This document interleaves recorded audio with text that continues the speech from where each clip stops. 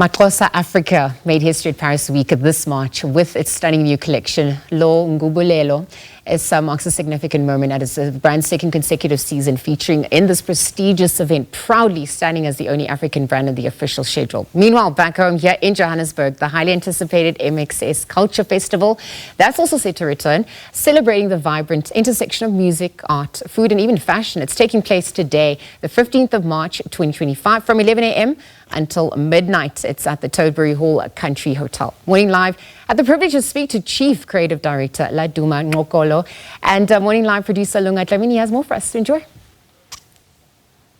If you could dream big, and I mean really dream big, imagine a world where African culture and heritage are celebrated globally, where traditional craftsmanship meets modern innovation, and where fashion tells stories and cultural preservation. This is the world that Laduma Ngxokolo, founder of MAXHOSA, is creating, a world where African excellence is showcased on the biggest stages, from Paris Fashion Week to the city of Joburg. I am Laduma Ngxokolo. I started a brand called MAXHOSA Africa about 14 years ago. Basically, fashion wasn't really a thing that I always anticipated that I would fall upon. But by the means of influence from my parent to my sister, I then decided to do what is much deeper than fashion design, textile design. And later, as I studied, I then had a passion for fashion. I started the brand MAXHOSA in 2010 as a thesis project at the Nelson Mandela University. The initial concept behind the brand MAXHOSA Africa was to create cultural clothing regalia that Xhosa initiates would wear. As you might know, us as Xhosa people, when we are age 18, we have to go through malehood circumcision, and as part of the ritual, our parents have to buy us a new wardrobe.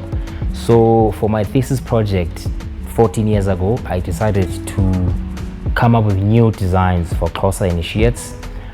That was the base of the concept, but then I realized that there was a missing gap in the market of African luxury. So I decided to fine-tune the thesis project until I later in the years started doing women's wear, and fast forward to now, it has become a premium luxury brand. Growing up in the hood, of course, you are quite limited in your thinking on how far you can go, and often our aspirations as black people that grow up in the township are aspirations which are often unrealistic. Some of the examples of the dreams that we have is to own a private jet or a yacht. Of course, careers such as textile design are not careers that we were easily exposed to. I was lucky enough that in high school, I studied textile design and history of art. That helped me make my choice quite easy. And ultimately, I saw that my dream could be actually a reality if I follow the road less traveled. Textile is not a big industry in South Africa, of course. And in fact, for the past 3 decades, the industry has shrunk significantly. So for anyone to choose to do textiles would be the worst choice ever because of the Chinese imports that we get in South Africa. But then there's the premium and luxury industry, which still presents a lot of opportunities, because as the black middle class grows, we have an opportunity to serve that market within the continent, and one doesn't even have to go outside of Africa to succeed. Paris Fashion Week is, of course, the highest pinnacle when it comes to fashion. It is each and every designer's aspiration to showcase at Paris Fashion Week, and there's a certain caliber of brands that showcase within that platform. So when it comes to Paris Fashion Week, there's a federation that decides who showcase at what time, at what slot, and then line the brands up with other high-end brands. And to get into that lineup takes years. We have applied for a couple of years for that lineup. Last year, we were lucky enough to be officially accepted to showcase on that lineup, where you see Chanel, Louis Vuitton, Gucci, and other brands. So for the past 3 seasons, we've been showcasing our latest collections for winter and summer. And they say that Paris is the highest pinnacle, but of course there you have to showcase each and every season in order to be known. Otherwise, if you come once off and disappear, your resources were as good as waste. Behind the glamour of the fashion world, Laduma Ngxokolo's brand remains humble. Drawing inspiration from the everyday people who wear his brand, he's not just designing for the runway, but for the average Joe who appreciates the beauty of African culture and heritage. I'm a Xhosa man. Each and every Xhosa man at some stage has to show some form of gratitude to their ancestors. I'm a big believer of ancestral power, and I believe that MAXHOSA is a brand that is co-created by my parents who have passed and their parents. This year we will be hosting Ngu-Mbulelo as a family, as siblings, to say thank you to our neighbors, our patrons in South Africa, because literally every step that we've grown to has been the support that we've been receiving from our patrons that we've had for the past 14 years. Some have been around for 10 years. Some are not even from South Africa. And in fact, some of them are even flying down from New York, LA, different parts of the world to make sure that they come and experience the festival, which is the 3rd edition. So this collection is us trying to show a form of gratitude.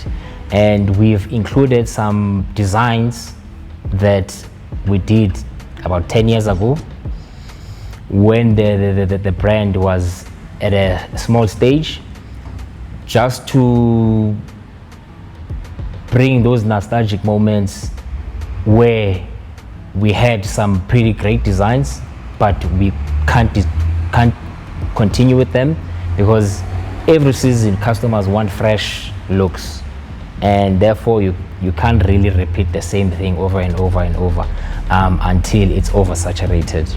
Laduma Ngxokolo's iconic designs rooted in Xhosa heritage are being ripped off, facing a harsh reality of counterfeiting, threatening not only his brand's identity but also the livelihoods of local artisans and the integrity of African culture. As much as they say that counterfeits are a flattering form of compliment to brands and designers, because I am in the manufacturing and job creation space, counterfeits do have a negative effects on the bottom line when you start looking at your growth at the end of the year. Yet at the same time, it does expand the visibility and the awareness of the brand. It kills the inspiration, so to say, that that customers buy into when they go and buy a product. But nevertheless, counterfeit is a norm for each and every fashion brand that is out there. It has even gone as worse as food and alcohol. So nothing that surprised me, but quite disappointing that a lot of people in South Africa are embracing it. From the runways of Paris to the hearts of Joburg, Laduma Ngxokolo's dedication to preserving African heritage and culture through fashion does inspire. As we continue to revel in its success, we are also reminded of the heart-wrenching challenges such as counterfeiting of his brand. But with his passion and commitment, you best believe that MAXHOSA will continue to thrive, cementing his place as a global fashion powerhouse.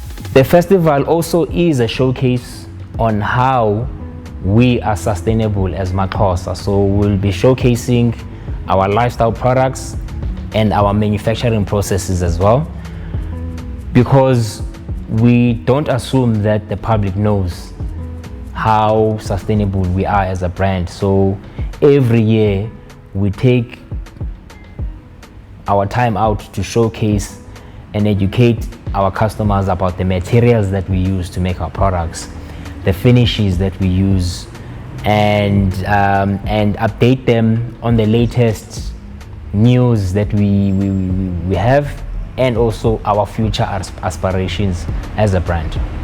Don't miss the ultimate celebration of African culture and fashion. The MAXHOSA Culture Festival is happening today, the 15th of March, from 11 a.m. till midnight at the Toadbury Hall Country Hotel in Joburg. Enjoy live music, stunning fashion showcases, and exclusive DJ sets, plus a sneak peek at MAXHOSA's latest collection. For SABC News, I'm Lunga Dlamini.